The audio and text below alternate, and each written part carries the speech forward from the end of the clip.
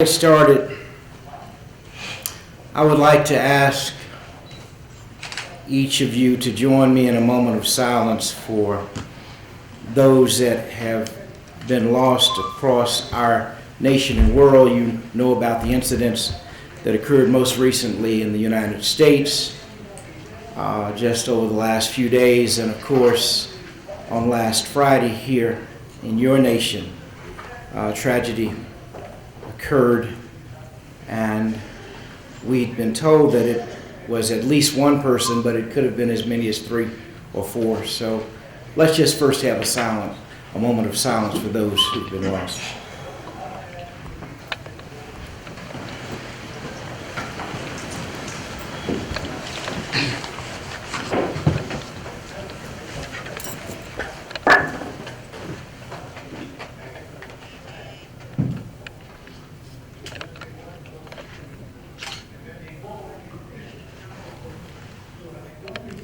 Thank you.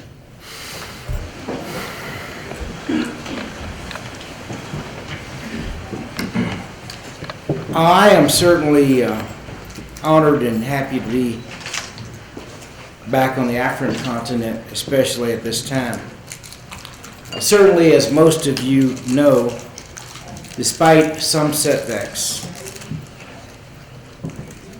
to some degree, and while there are many challenges, there are times of relative peace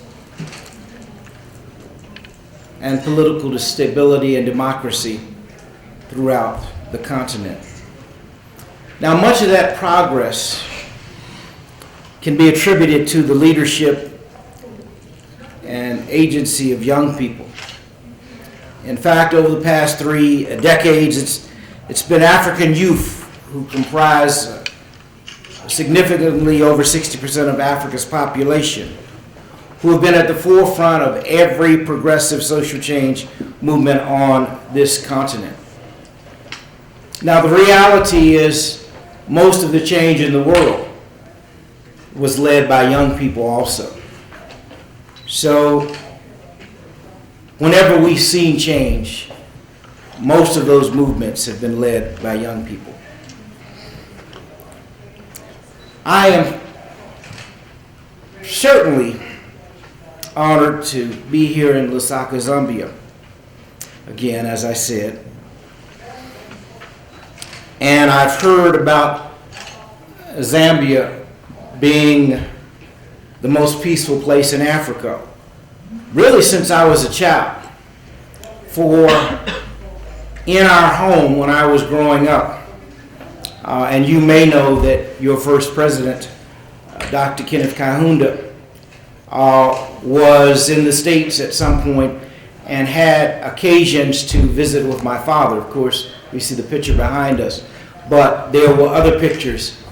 And of the African statespersons who I've come to know over the years, the only one that was in our home as a picture growing up was a picture with my dad and Dr. Kaunda. So I grew up knowing who your nation was. And certainly the two of them, my dad and Dr. Kaunda, shared a close personal bond and a respect for nonviolent social progress and change. Now, the struggle against colonialism in Africa and segregation in the United States were similar processes. During that period, my father and leaders such as Dr. Kaunda were young, like most of you here today. My dad was 26 years old when he led the Montgomery bus boycott, which led him to becoming one of the key leaders of the modern civil rights movement. I believe it's safe to say that he and Dr. Kaunda both valued the right to participate in the political process. They knew that participation should be designed to add value to constructive political discourse. A discourse that should not be aimed at improving upon the politic of past, a discourse, that should be aimed at improving upon the politicking of past generations. Today, I would like to offer you a few thoughts on nonviolent conflict resolution. And by conflict resolution, I mean the process of finding peaceful solutions to a disagreement or a dispute. The nature of the disagreement must or may be personal, financial, political, or emotional. With respect to nonviolence, however, I mean the use of peaceful means, not force, to bring about political or social change. Therefore, it should be obvious why my father believed, and I agree with him, that nonviolent conflict resolution is essential to strengthening democratic governance, the rule of law, and capacities of national institutions to meet the aspirations of its citizenry. Nonviolent conflict resolution rejects unconstitutional changes of government, including through any attempt to seize power by force, but it also recognizes the right of people to peacefully express their will against oppressive systems.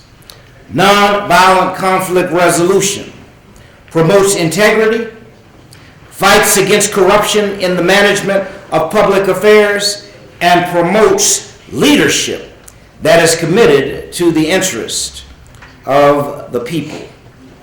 And nonviolent conflict resolution fosters the participation of citizens through democratic elections and ensures accountability and transparency. Now, conflict prevention must be rooted on sturdy, resilient, participatory, and inclusive governance systems. However, institutions and systems alone are inadequate. A more comprehensive response should include the fostering of a culture of democracy and peace. My father used to say that the absence of war does not guarantee the presence of peace or justice. In other words, most societies are confronted with daunting challenges of structural violence. For instance, violence against women and girls and other marginalized groups remains widespread. There's also the problem of socioeconomic exclusion and inequality, unemployment, and marginalization. Moreover, the mismanagement of diversity through politicalization of ethnic identity and ethnicization of politics often creates a toxic cocktail for violent conflict. It really should not matter what color you are or what region of the country you are from. It should not matter what tribe you belong to, whether you are Lozi, or Tonga, or Bimba. None of that should be used in determining where one is born, one is buried, whether or not you can participate in the political process, or be a determining factor in the quality of life and opportunity that one might enjoy. As young people living in the 21st century, there are challenges of this age that you must address. For instance, you are challenged to devise durable solutions aimed at preventing conflict before it begins. You also must actively pursue reconciliation, promote tolerance, inclusivity, national harmony, and healing for purposes of nation building and sustainable development. I know the August 11th elections are certainly on everyone's mind.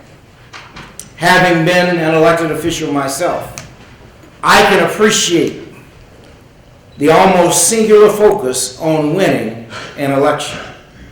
But we should never allow an election to be seen as a zero-sum engagement, where the winner wins all and the losers lose all.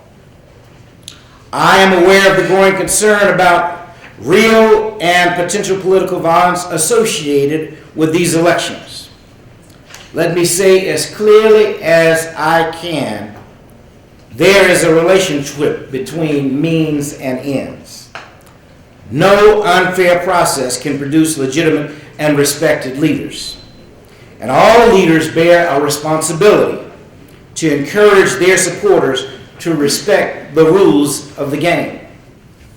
So today I say to you, as young people here and across the country, please do not be used to fight each other for a few kwacha or some shaky, while some big shots who may have bust you from one area to another sit back and sip tea and eat biscuits together. Do participate in this electoral process.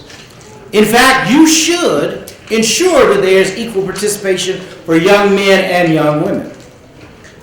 You should use every opportunity and avenue to advocate for youth-sensitive policies and for expanded political space that provides respect for freedom of association, freedom of movement, freedom of the press, and access to information, such that young people can become more aware of their rights and opportunities to participate in decision-making and civic life.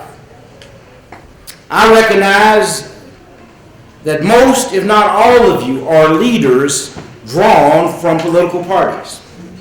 Because that is the case, I would like you to remember 5 key points relevant for Democratic political party leaders like yourselves. First point, respect the human rights of everyone.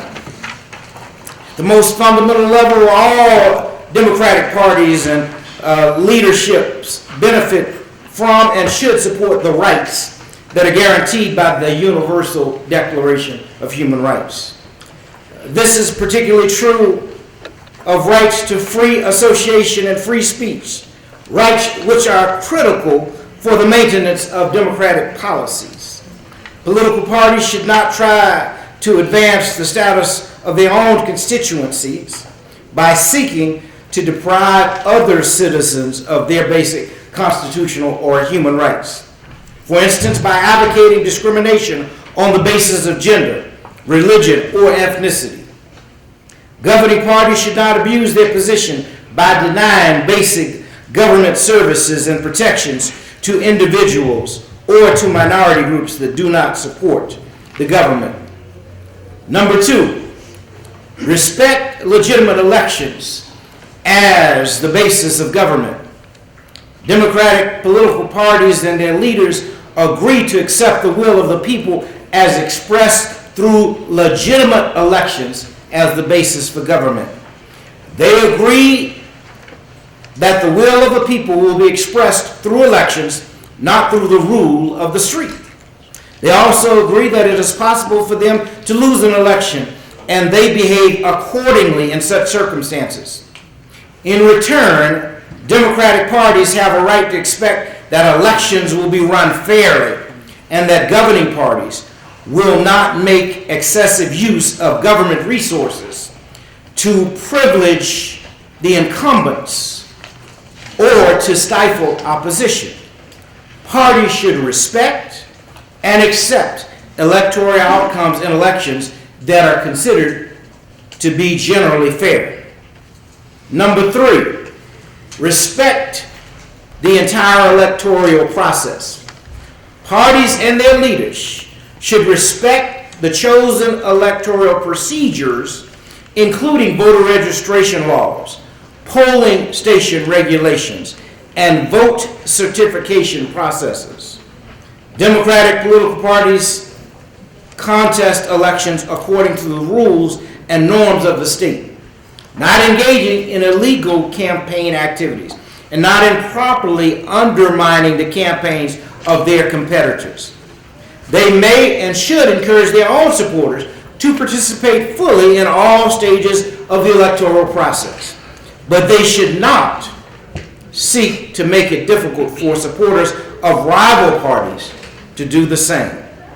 Respecting electoral processes also means they should abide by controversial electoral outcomes once legally sanctioned appeals processes have been exhausted. Democratic parties have a right to protect perceived violations of fair election procedures, but they should not try to overthrow even an imperfect democratic system, nor should they resort to violence to try to overthrow elections that are generally that are considered to be generally fair, even if somewhat flawed. They may and should press for those flaws, however, to be remedied. But over the long run, parties can strengthen democratic stability and the fairness of the electoral systems by upholding the principles that the rules determine the outcome, and that this is true even when rules can and should be improved. Number 4, respect for other parties and free competition. All democratic parties and leaders have a right to expect that they and their supporters may freely express their opinions. Governing parties and state institutions have an obligation to protect these rights and to safeguard the environment of free competition.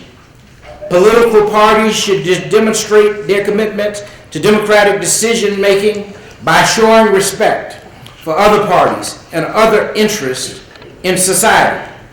Parties, particularly those in government, should recognize that other parties and groups, as well as individual citizens, all have the right to peacefully challenge and oppose them. This means that however fiercely parties campaign, they will not question the rights of others to defend their interests and promote their principles, provided those opponents work within the recognized democratic framework. It means that legislative parties will deal with all other elected representatives and will recognize their mandates and their rights to take legislative seats. It means that governing parties will not use government resources or legislative authority in ways that make it impossible for other voices to be heard, for instance, by imposing media censorship. Parties may fervently disagree with each other, but at the very least, they must tolerate their democratic opponent. Number 5, maintain a commitment to nonviolence. Democratic parties and leaders and democratic systems reject the use of violence as a political tool. Democratic parties should not advocate or resort to violence. They should maintain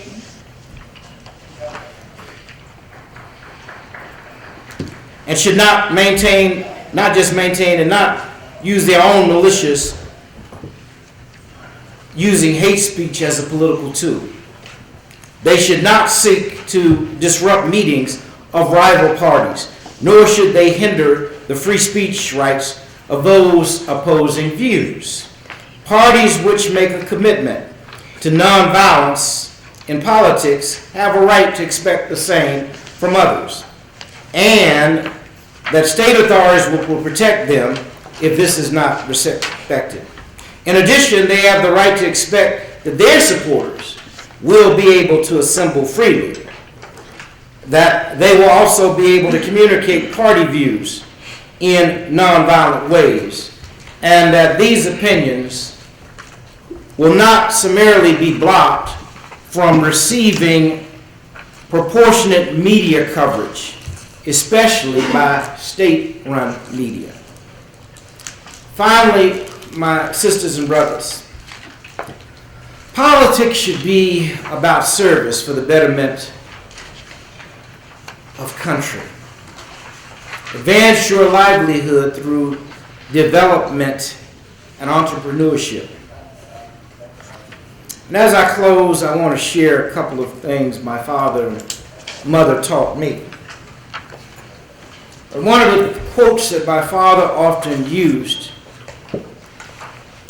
was a quote that said, "The ultimate measure of a human being is not where one stands in times of comfort and convenience, but where you stand in times of challenge and controversy.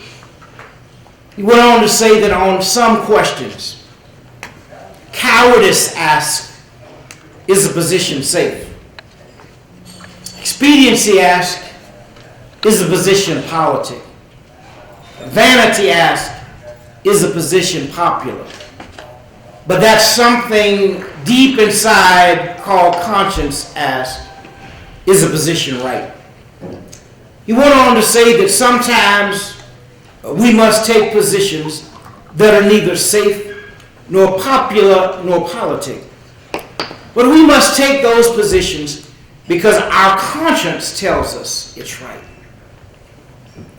I would say that if you venture to utilize your conscience on most decisions, generally you will make the right decision.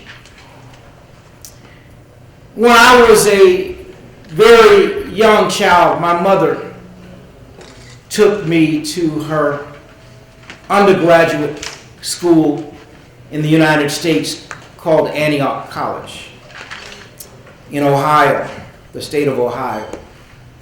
And on that college there was a statue of the educator Horace Mann. And on that statue was an inscription that I will always remember because it made an indelible impact on my life. I probably was 13 or 14 years old. And the words under that statue were, "Be ashamed to die until you've won a victory for humanity." And I thought about that. I said, wow, those are some very powerful words. But then I said them again, be ashamed to die until you won a victory for humanity. And you may say, well, Brother King, how does that relate? I can do that if I'm a president. But no, if you take those words and analyze them, you see we can win victories in our neighborhoods. Some of us can win victories in our communities. Some of us may win victories in our school. Some of us may win victories in our places of worship. Some of us may win victories in our city.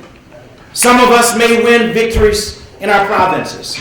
Some of us may win victories in our country.